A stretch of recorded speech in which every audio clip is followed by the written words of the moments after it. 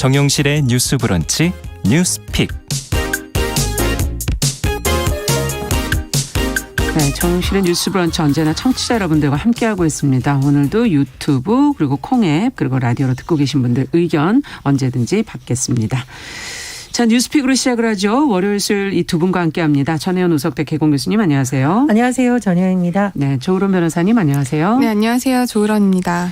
자, 오늘 앞서 말씀드렸던 얘기로부터 오늘 좀 시작해 볼까 하는데요. 최근 그 수원시 권선구 다세대 주택에서 숨진 채 발견된 새 모녀.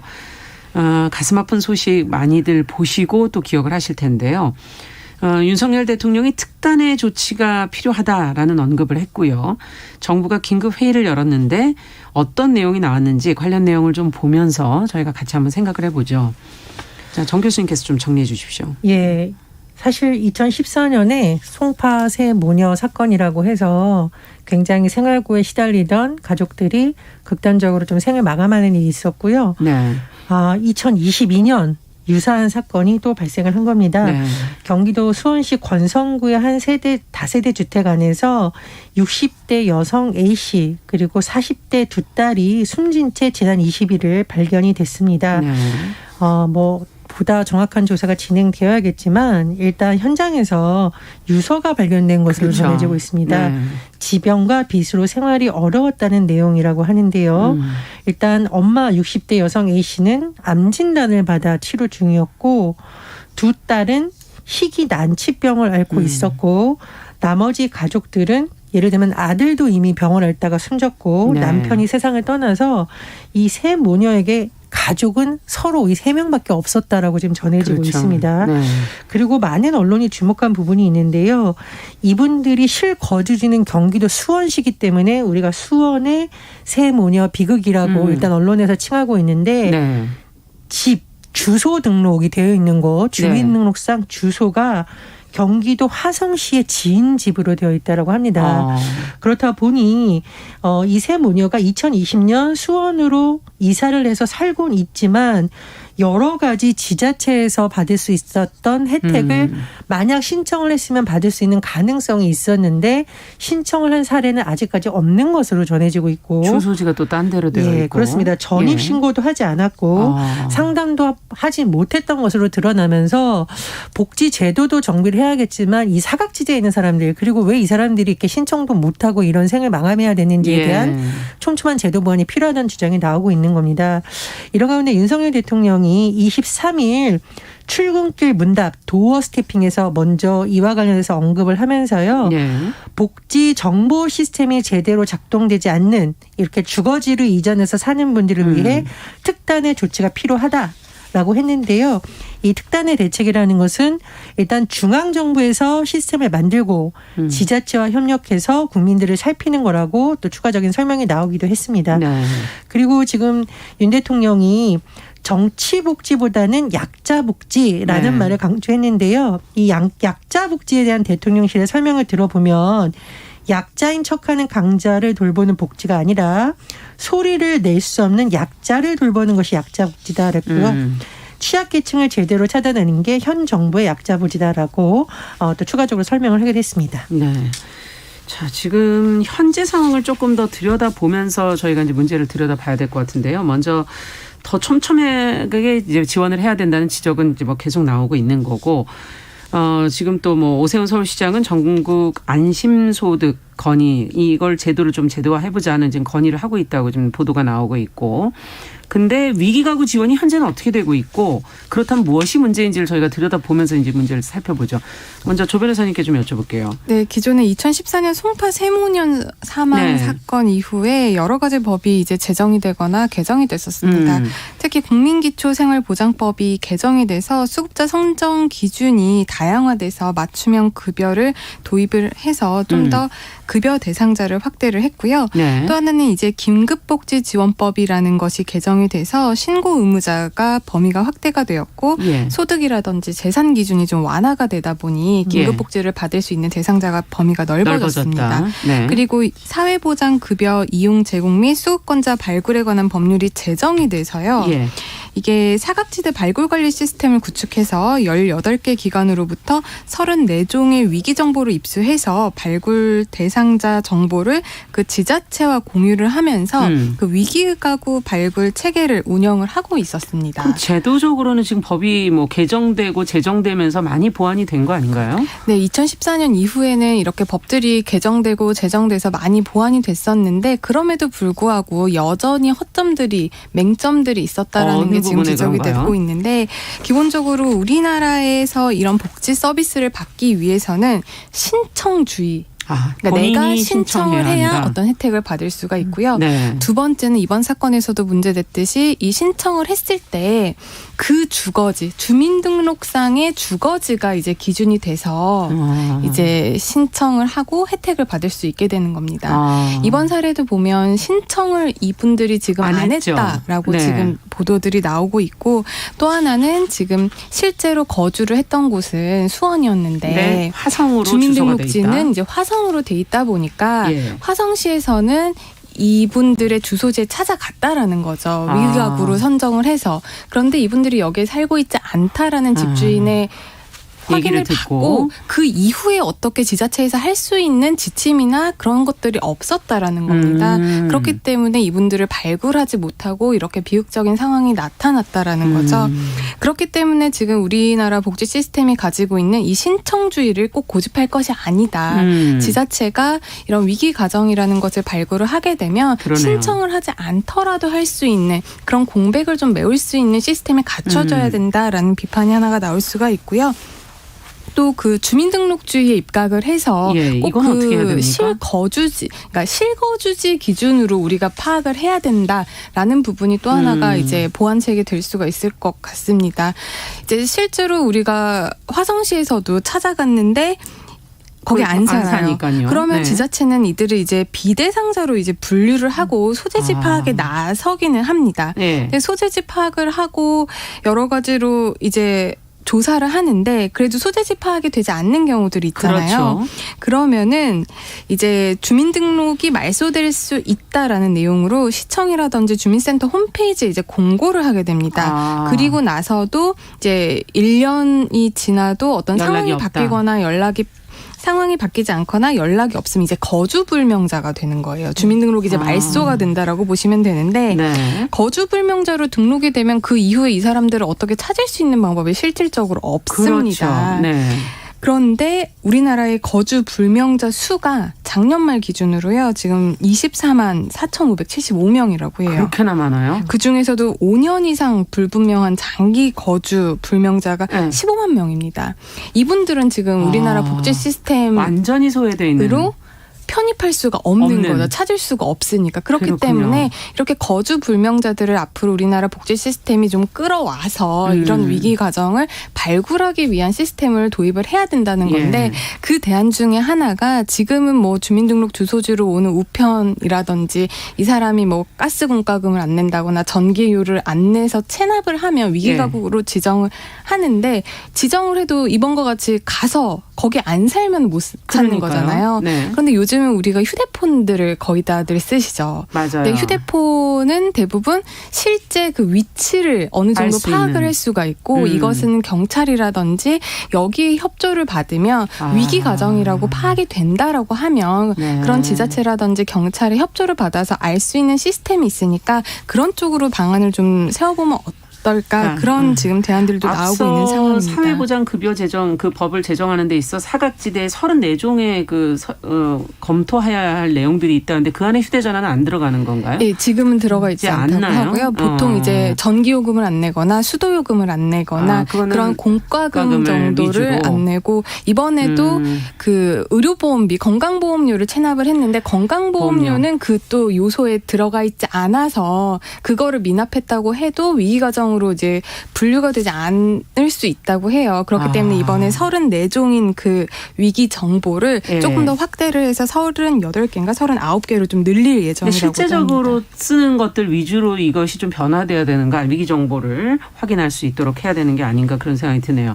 정 교수님께서는 어떻게 보십니까? 일단 이 위기 정보가 34개인데 정부에서 39개로 확대를 하겠다. 네. 그래서 이제 빅데이터를 잘 활용하겠다라는 방침을 내놓았는데요. 네. 보완을 하겠다. 하겠다라는 것 자체가 나쁘다고는 볼 수 없는데 문제는 뭐냐면 이런 전산 시스템이 가진 한계가 지금 계속 드러나고 있다라는 거거든요. 네. 그래서 오히려 이것은 사람들이 확인을 해야 되는 작업이 역설적으로 더 필요하다는 것을 보여준 사례라는 지적도 나오고 있습니다. 그럼 이제 인력의 문제가 여기 그렇습니다. 들어가는 근데 거고요. 이게 복지 인력이 굉장히 예. 우리나라가 과도한 업무라고 현장에서 얘기를 많이 하고요. 지자체에서 복지 담당 공무원들은 1년 일하고 나면 병원에 잠깐 입원한다는 말이 나오는데 왜냐하면 이것이 굉장히 많은 정신적, 육체적 노동을 그렇죠. 같이 해야 찾아가서 그거를 발굴할 수 있는 독특한 점이 있기 때문입니다. 그런데 지금 정보와 관련해서 언론 보도를 보면 위기가구를 이 34가지로 해서 발굴한 위기가구가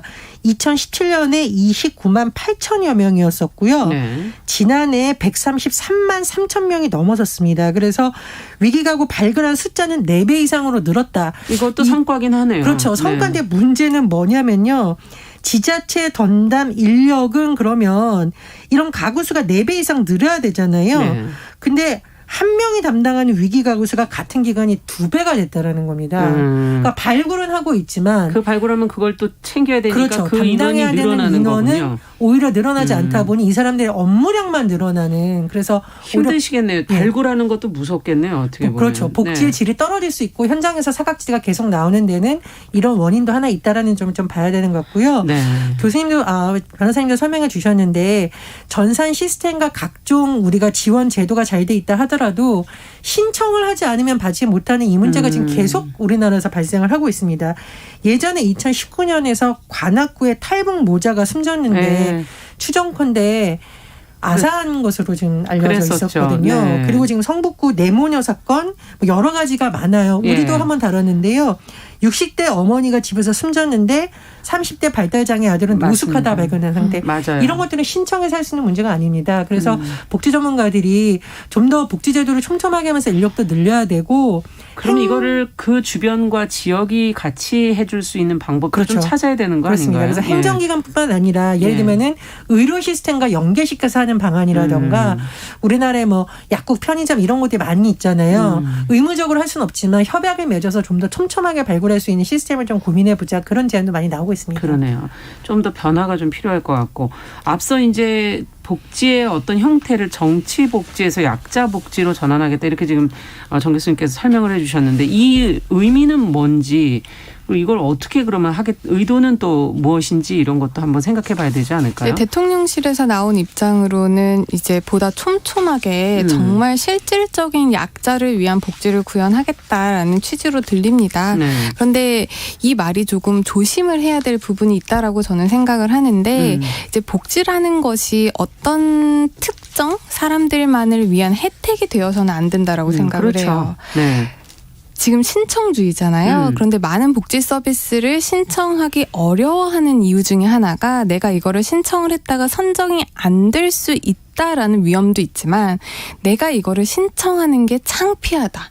그럴 수 있죠. 이런 문제가 있을 수 있습니다. 네, 맞습니다. 우리 건강보험 다 가입해서 예. 우리가 뭐 10만 원 원래 의료비 내야 될 거 8만 원을 국가에서 내주고 우리가 2만 원만 낸다고 해서 창피하지 않잖아요. 그렇죠. 예. 그런데 어떤 이런 복지 혜택은 우리가 뭔가 어려워서 굉장히 뭔가를 신청을 해야 되는 순간에도 뭔가 되게 민망하고 이런 사회가 되면 안 된다라는 그렇죠. 거죠. 그렇기 네. 때문에 점차 선진국에서는 보편 복지로 가는 입장에서 이렇게 뭔가 실질적인 약자만을 위한 복지 정말 좋습니다만은 이게 자칫하면 이제 약자들이 오히려 자신의 그런 경제적인 어려움이라든지 신체적인 어렵고. 어려움이라든지 이런 것들을 더욱더 좀 불편해하고 창피해하고 민망해할 수 있는 그런 복지 체제로도 갈 수 있기 때문에 예. 이제 좀 더 이제 대다수를 위한 보편 복지 쪽으로 더 나아가는 방안도 생각을 해봐야 될 것 같습니다. 네, 그런 부분 정말 인권 감수성을 얼만큼 갖고 있는 뭐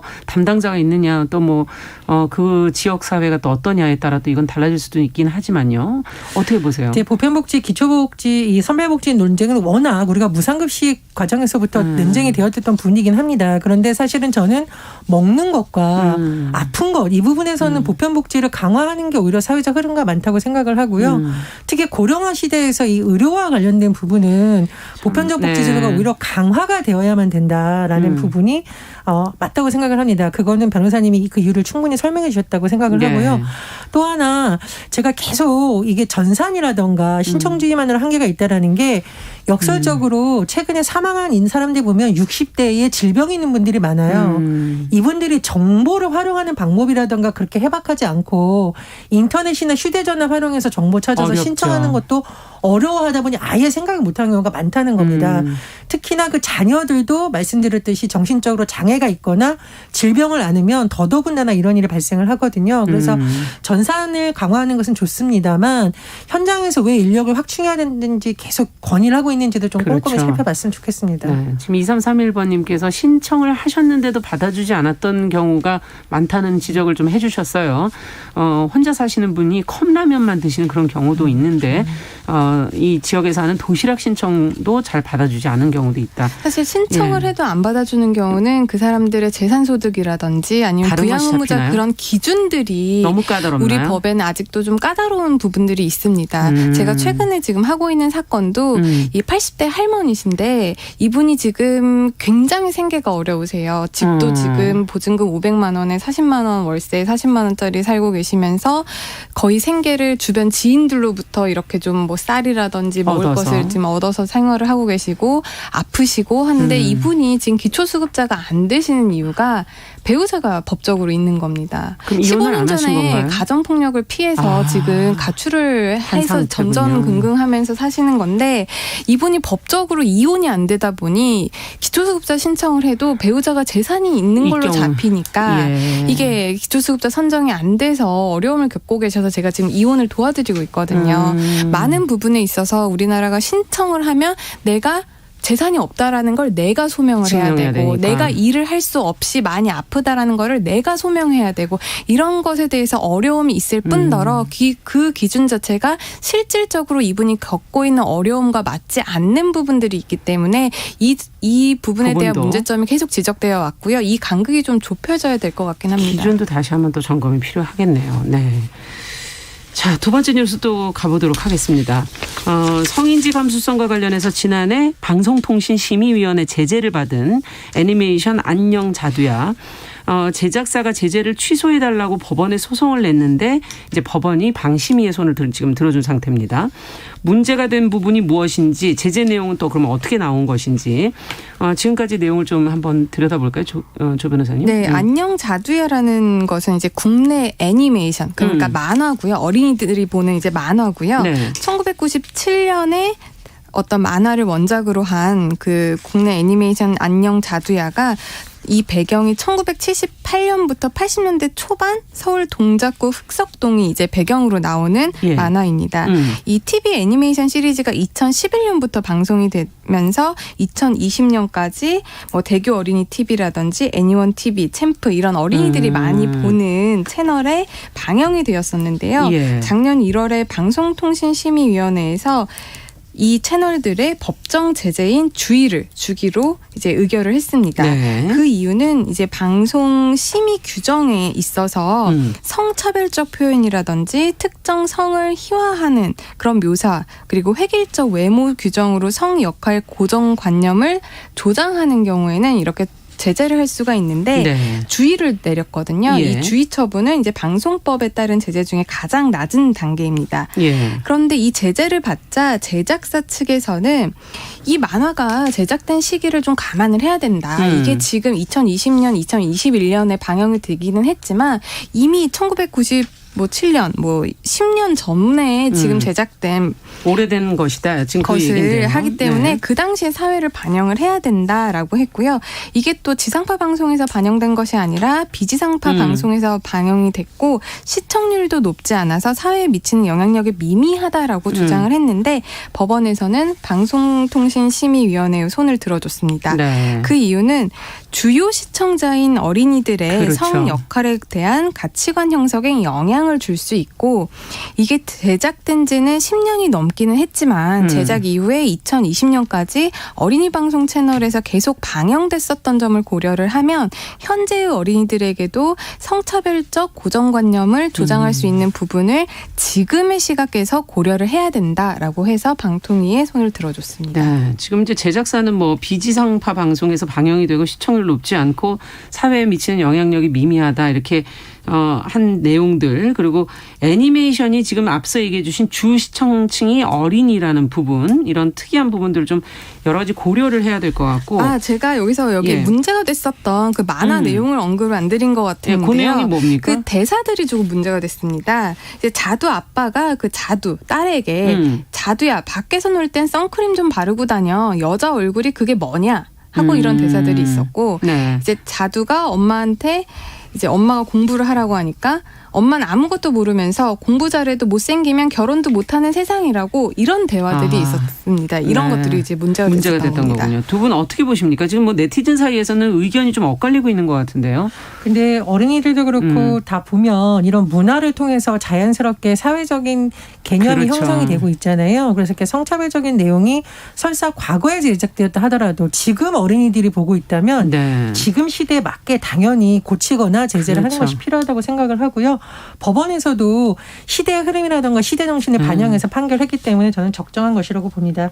또 하나 해외에서의 사례도 보면 최근에 뭐 디즈니 플러스에서도 옛날 작품이지만 성차별 논란이 있던 작품 방영할 때는 인종차별 내용 주의해야 된다라고 하거나 그럼요. 아예 스트리밍 서비스 네. 안 하고 있다라는 전 세계적인 흐름이 있다라는 것도 좀 추가로 말씀드립니다. 네, 조 변호사님께서는 어떻게 보세요? 네, 저도 교수님이 지적하신 부분 합당하다고 생각을 하고요. 지금 입장에서 보면 이런 대사를 아이들이 들으면 사실 이게 말도 안 된다라고 생각을 하겠지만 어린 아이들이라면 또 이게 당연한 건가? 여자니까 예뻐야 되나? 이런 생각을 심어줄 수 있게 충분하거든요. 그렇기 때문에 이런 것들은 제작이라든지 뭐 원래 있었던 만화가 굉장히 오래됐었던 것이라고 하더라도 현재 방영되는 부분에 있어서는 여러 가지 주의가 필요하다라고 생각을 합니다. 네, 제작 시기도 중요하지만 방영 시기가 더 중요하다, 두 분 생각 그러신 것 같고요.